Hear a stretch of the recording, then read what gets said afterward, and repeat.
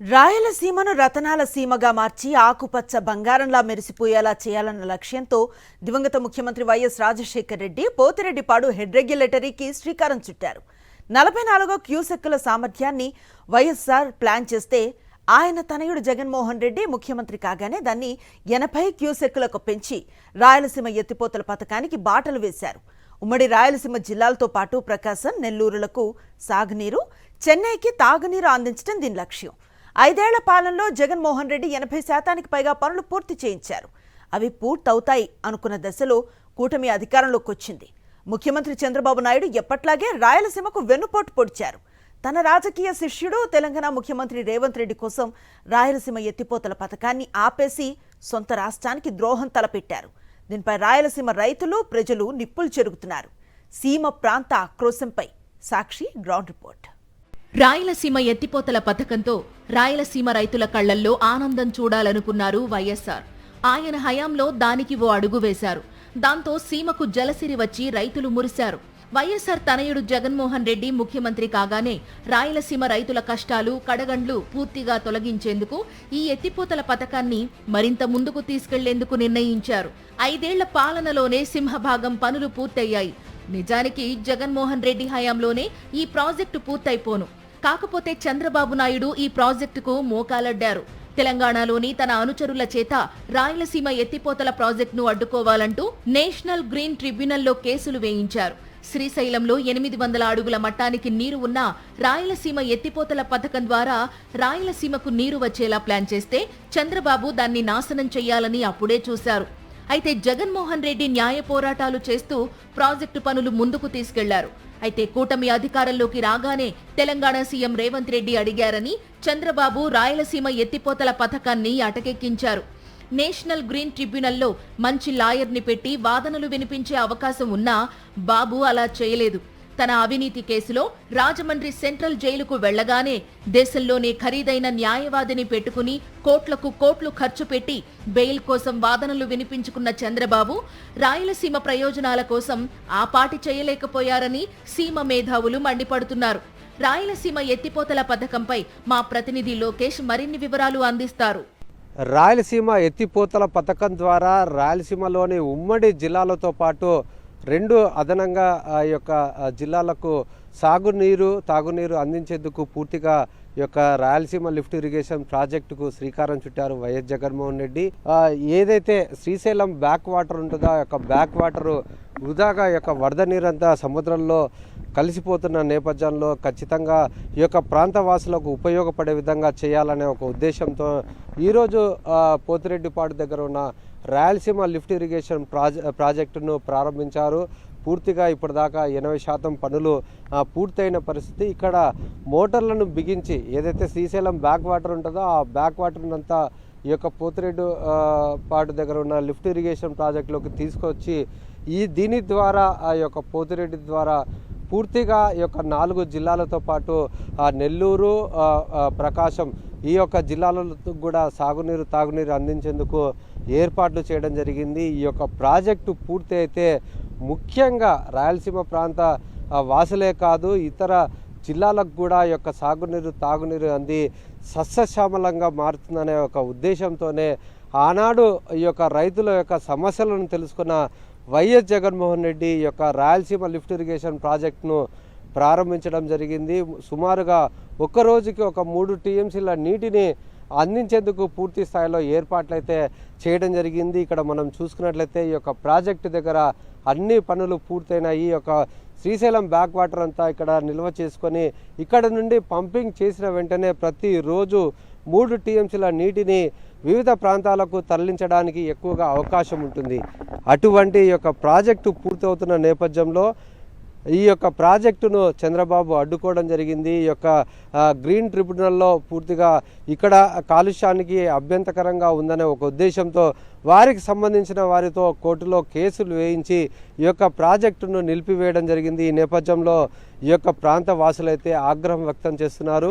ఈ యొక్క ప్రాజెక్టు కోసం అనేది ఎంతోమంది ఈ యొక్క భూములను కేటాయించారు. వాళ్ళ విలువైన భూములను కూడా ఈ యొక్క ప్రాజెక్టు కోసం త్యాగం చేసిన పరిస్థితి. అటువంటిది ఈరోజు ప్రాజెక్టు ఆగిపోవడంతో రైతులైతే ఆగ్రహం వ్యక్తం చేస్తున్న పరిస్థితి. కూటమి ప్రభుత్వం అధికారంలోకి వచ్చిన తర్వాత లిఫ్ట్ ఇరిగేషన్ ప్రాజెక్టులకు చంద్రగ్రహణం పడినట్లుగా పూర్తిగా ఆ యొక్క పనులను జరగకుండా చంద్రబాబు ఆపివేయడం జరిగింది. ఈ నేపథ్యంలో రాయలసీమ లిఫ్ట్ ఇరిగేషన్ ప్రాజెక్టు ఆగిపోయిన పరిస్థితి కనపడుతుంది. మనం చూసుకున్నట్లయితే ప్రస్తుతం మనం ఈ యొక్క రాయలసీమ లిఫ్ట్ ఇరిగేషన్ ప్రాజెక్ట్ సంబంధించిన పంప్ హౌస్ దగ్గర ఉన్నాము. ఇప్పటిదాకా ఈ యొక్క ప్రాజెక్టుకి ఇప్పటిదాకా 80% పూర్తయిన పరిస్థితి. అక్కడ నీటిని ఈ యొక్క పోతిరెడ్డిపాడులోకి లిఫ్ట్ చేసిన తర్వాత వాటి ద్వారానే పూర్తిగా వివిధ ప్రాంతాలకు అంటే 4 జిల్లాలతో పాటు నెల్లూరు, ప్రకాశం జిల్లాలతో పాటు ఈ యొక్క తమిళనాడు కూడా నీరుని అందించేందుకు ఈ యొక్క ప్రాజెక్ట్ రూపకల్పన చేయడం జరిగింది.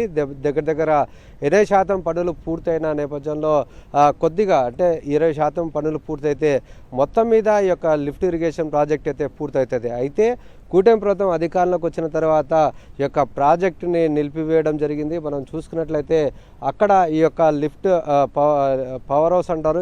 ఇక్కడ చూసుకున్నట్లయితే ఇక్కడ మోటార్లను ఆన్ చేసి ఈ యొక్క పంప్ హౌస్ ద్వారా మోటార్లను ఆన్ చేస్తే ఆ నీరంతా మనం లిఫ్ట్ అయ్యి ఈ యొక్క పోతిరెడ్డిపాడులో వచ్చి పడే అవకాశం ఉంది. అయితే కూటమి ప్రభుత్వం అధికారంలోకి వచ్చిన తర్వాత ఈ యొక్క తెలంగాణ ఈ యొక్క ముఖ్యమంత్రితో ములాఖాత్ అయి చీకటి ఒప్పందం చేసుకొని ఈరోజు ఈ యొక్క లిఫ్ట్ ఇరిగేషన్ ప్రాజెక్టును పనులను నిలిపివేయడం జరిగింది. ఈ నేపథ్యంలో పూర్తిగా ఈ పంప్ హౌస్ దగ్గర మోటార్లు కూడా మొత్తంగా ఖాళీగా ఉన్న పరిస్థితి కనపడుతుంది. 10% పనులు పూర్తయినా కానీ ఈ యొక్క లిఫ్ట్ ఇరిగేషన్ ద్వారా నీరు అయితే వివిధ ప్రాంతాలకు అందే పరిస్థితి కనపడుతుంది. అయితే ఇప్పటిదాకా ఈ యొక్క కూటమి ప్రభుత్వం అధికారులకు వచ్చినాక ఈ యొక్క రాయలసీమ ప్రాంతానికి గుండకాయ లాంటి ఈ యొక్క లిఫ్ట్ ఇరిగేషన్ ప్రాజెక్టును అయితే ఆపివేసి రైతుల యొక్క గొంతు కోసిన పరిస్థితి కనపడుతుంది. ఈ నేపథ్యంలో రైతులైతే ఎంతో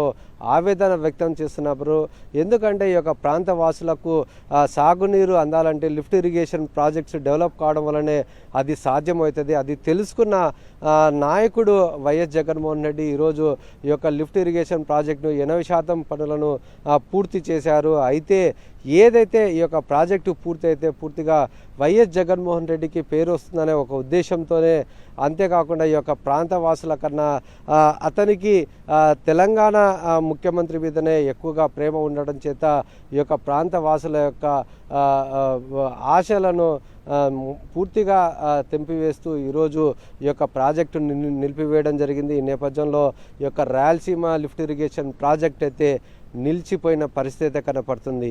ఇప్పటికైనా ఈ యొక్క రాయలసీమ ప్రాంత వాసుల యొక్క వారి యొక్క మనోభావాలను దృష్టిలో పెట్టుకొని, రైతుల సమస్యలను దృష్టిలో పెట్టుకొని వారికి మేలు చేసే విధంగా, వారికి సాగునీరు తాగునీరు అందించే విధంగా చంద్రబాబు యొక్క పాల్పడాలని, ఈ యొక్క ప్రాజెక్టును పూర్తి చేయాలంటూ ఈ యొక్క రాయలసీమ ప్రాంత వాసులైతే డిమాండ్ చేస్తున్న పరిస్థితి. లేని పక్షాన తమ హక్కు కోసం, ఖచ్చితంగా ఈ యొక్క నీటి కోసం పోరాటాలు అయితే కొనసాగిస్తామంటూ వైఎస్ఆర్సీపీ నాయకులతో పాటు రాయలసీమ ప్రాంత వాసులంతా హెచ్చరిస్తున్న పరిస్థితి.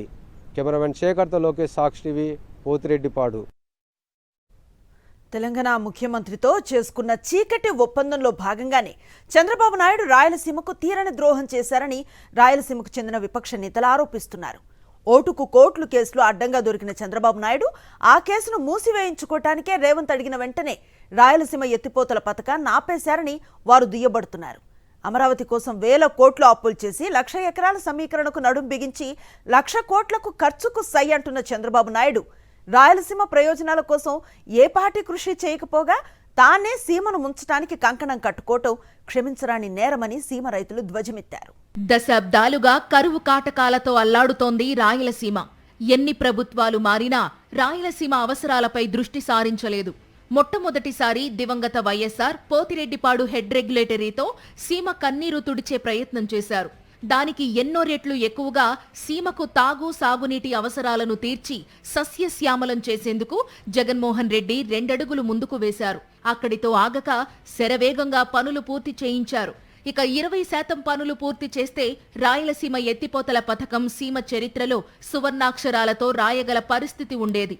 అదే జరిగితే జగన్మోహన్ రెడ్డి చిరస్థాయిగా సీమ ప్రజల గుండెల్లో నిలిచిపోతారనుకున్న చంద్రబాబు నాయుడు ఎత్తిపోతల పథకాన్ని ఆపడానికి మొదట్నుంచి కుట్రలు చేస్తూనే ఉన్నారు. చంద్రబాబు నాయుడు ఈ వర్క్ కంప్లీట్ కాకూడదు, ఎక్కడైతే జగన్మోహన్ రెడ్డికి మంచి పేరు వస్తుందనే ఉద్దేశంతోనే ఆయనకు సంబంధించిన వాళ్ళ నాయకులతో, తెలంగాణ నాయకులతో గ్రీన్ ట్రిబ్యునల్లో కేసు వేయించడము, దీన్ని ఇక్కడ నిలబెట్టాలని ప్రయత్నం చేసి నిలబెట్టడం జరిగింది.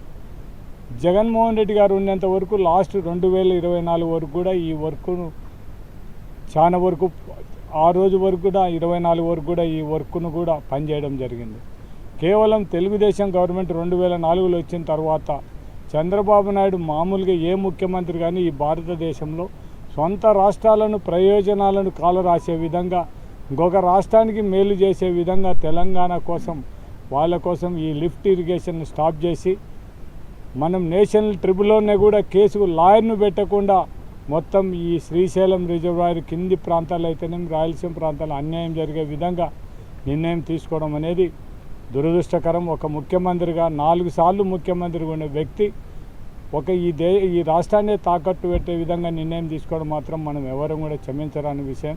చంద్రబాబు తన రియల్ ఎస్టేట్ వ్యాపారాల కోసం అమరావతిపై 1,00,000 కోట్ల రూపాయలకు పైగా ఖర్చు చేయడానికి వెనకాడ్డం లేదు. ఇప్పటికే 1,000 కోట్ల అప్పులు తెచ్చిపోశారు. 2014లో తీసుకున్న భూములు చాలవని ఇప్పుడు మరో 43,000 ఎకరాల భూములు గుంజుకోవాలని చూస్తున్నారు. ఒక్క ప్రాంతంపై ఇంత ప్రయాసపడుతూ ప్రజాధనాన్ని పంప్ చేస్తోన్న చంద్రబాబు నాయుడు తనకు రాజకీయ భిక్ష పెట్టిన రాయలసీమను మాత్రం సర్వనాశనం చేశారని రాయలసీమ నేతలు విమర్శిస్తున్నారు. మీరు కూటమి ప్రభుత్వం చెప్పుకుంటున్నారు, మీ అమరావతి కోసము అంత లాబింగ్ చేసి 1,00,000 ఎకరాలకు లాబింగ్ చేసి పర్మిషన్ తెచ్చుకున్నారు. తర్వాత 1,00,000 కోట్లకు అప్పులు తెచ్చుకోవడానికి లాబింగ్ చేసినారు. రాయలసీమ ప్రజల గొంతులు తడారిపోతుంటే దానిని ఆదుకోవడానికి ఆ మాత్రం లాబింగ్ చేసి గ్రీన్ ట్రిబ్యునల్ నుంచి పర్మిషన్ తెచ్చుకొని దీన్ని స్టార్ట్ చేయలేదా?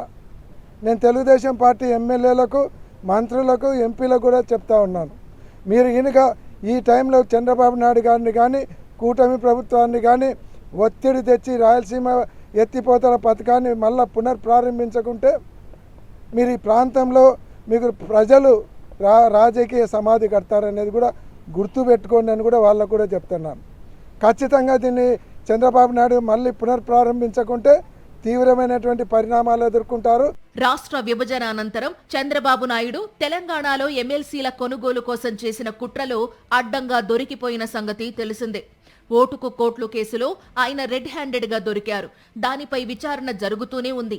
ఆ కేసు తెలంగాణ ఏసీబీ పెట్టింది కాబట్టి తెలంగాణ ముఖ్యమంత్రి రేవంత్ రెడ్డి ఏం చెబితే దానికి తలూపి చంద్రబాబు నాయుడు సీమను ముంచుతున్నారని విపక్షం ఆరోపిస్తోంది.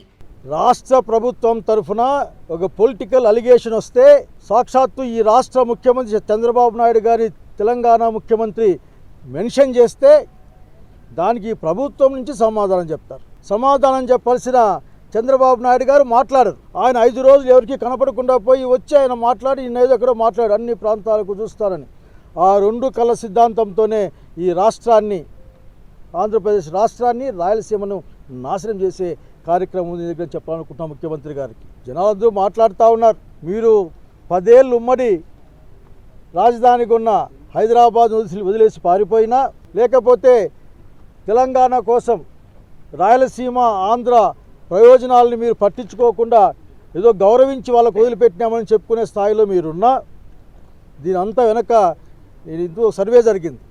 ఆ సర్వేలో వచ్చిన మాట ఏంటంటే, బాబు గారు మీరు ఆ రోజున ఓటుకు నోటు కేసుకు చూసే ఈ రోజున ఈ కార్యక్రమానికి తలొగ్గారని ప్రజాభిప్రాయం ఈరోజు కనిపిస్తూ ఉంది. రాయలసీమ ఎత్తిపోతల పథకంలో మిగిలి ఉన్న 20% పనులను తక్షణమే పూర్తి చేసి ఇప్పటి వరకు సీమకు చేసిన ద్రోహానికి చంద్రబాబు క్షమాపణలు చెప్పాలని సీమ మేధావులు డిమాండ్ చేస్తున్నారు.